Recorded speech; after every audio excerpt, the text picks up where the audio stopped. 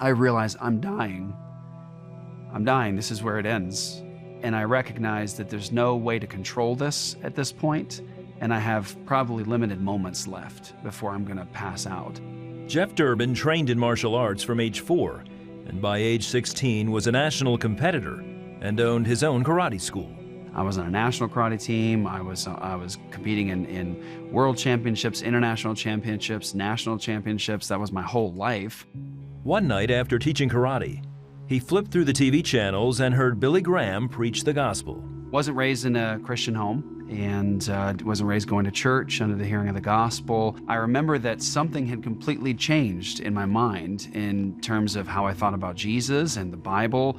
And I immediately became the person that was interested in reading the Bible and telling people about Jesus. Although he professed faith in Jesus, Jeff led a double life. There was sort of two sides to me. There was the Jeff that loved to read the Bible, talk about Jesus, but then there was the Jeff who was the national competitor and would, be in relationships with girls outside of marriage. And I think if you would have seen me on a Friday or Saturday night, many times, you wouldn't have known that I was a Christian because I was, living with one foot in the Christian worldview, one foot in the world. Jeff married his high school girlfriend.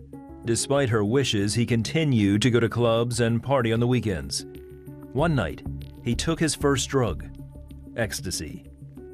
My life devolved into a pursuit of just drugs and alcohol, and I had a very young wife and a young son that I would abandon. I would tell her I was going out to work, and I would disappear for a day, maybe 2 days at a time. I would do ecstasy, cocaine, alcohol, pills, whatever was available. She didn't discover till the very end of the year that I was using because I lied. I lied a lot. Despite his drug addiction, Jeff became a successful financial planner, giving him money to feed his drug habit. One night he took so much ecstasy, his heart started racing wildly, and his body was overheating.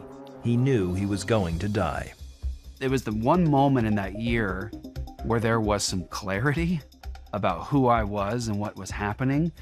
And I remember that I said to God, I said, please don't kill me yet. Let me come out of this, bring me out of this, but don't kill me, please. And I know you should. Everything I've done, I know that you would be right to allow me to go. I said, but please not yet. And then all of a sudden, instantly, done. My heart went right back to normal. My everything was like, it was like I snapped completely out of the most horrible physical experience in my life where I'm about to die, and instantly like it never happened. After his plea to God, Jeff still did not change his ways. I was just a rebel, and I remember that I was right back at it again the next weekend. And it took really the Lord actually very shortly after that destroying my life for me, which I'm so grateful for.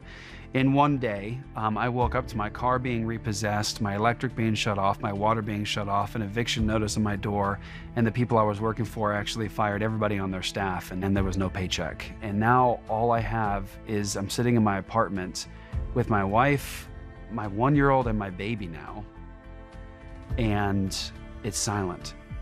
And I remember all that I had in that moment was to listen to God. Jeff says God used that silence to speak to his heart, and he finally listened. I remember that I went into my closet, and I just remember being completely broken. Like I saw myself for who I was, just a mess, a rebel, a mess, a liar, an idolater. And I don't remember any prayer that I prayed, except it was probably just desperation. It was like, please save me, save me. And I remember saying, you're the boss. You tell me what to do. Save me from my sin, and you tell me what to do. And that is where my life really began to transform, was there. And when I turned to Christ as Savior and Lord of my life. Jeff says God helped him turn from his old ways and freed him from drugs. I would have kept going in myself until I was dead in the dirt. There's no question about that. The consequences weren't the thing.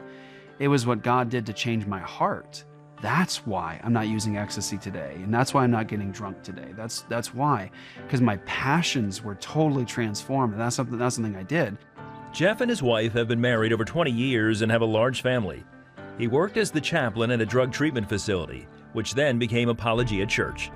As founding pastor, Jeff is passionate about sharing the gospel and reaching those who struggle with drug and alcohol addiction.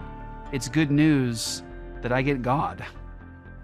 Right? It's good news that he has the power to save me from my sins. It's good news that I have peace with God. It's good news that I have his presence. It's good news that he's fulfilled all his promises. See, the glory of the gospel is not about me. It's about God. And the glory of the gospel is you get God. God is the good news. I get him.